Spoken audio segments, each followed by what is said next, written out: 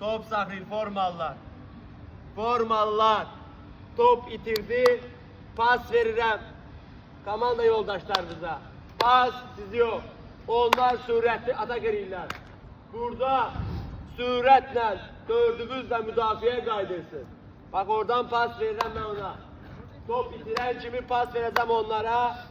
Sürətlə qaydırsınız arkaya. Valin biz itirar çıkasa. Sadece pas verirəm ora. Neden topa?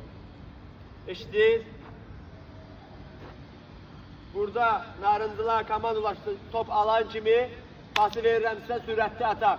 Gol olmalıdır, eşitdiniz? Və yaxud qapıya zərbə vurun. Yanından itirmeyin topu, heç kim yoktur. Yaxşı.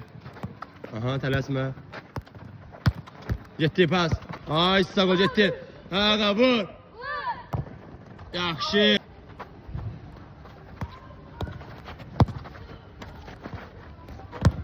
Al, getdin, sürət.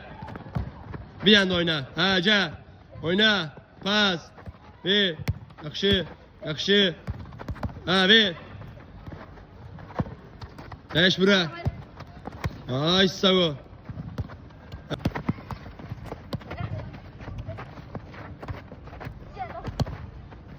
Bir. Hə. Yaxşı. Yaxşı. Getdin. Ay, sağ ol. Getdi. Ay, sağ ol. Pas. Pas. Tez oyna. Pas.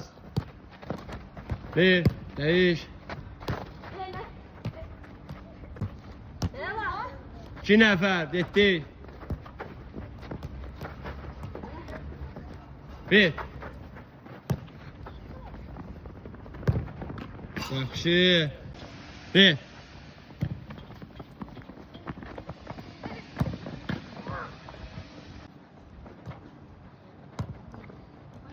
Yaxşı.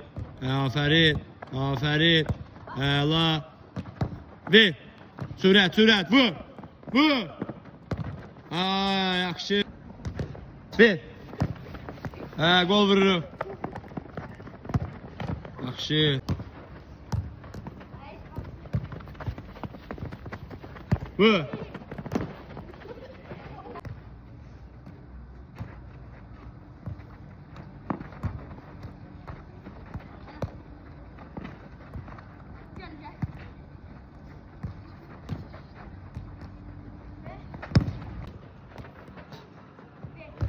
Getdin, yaxşı.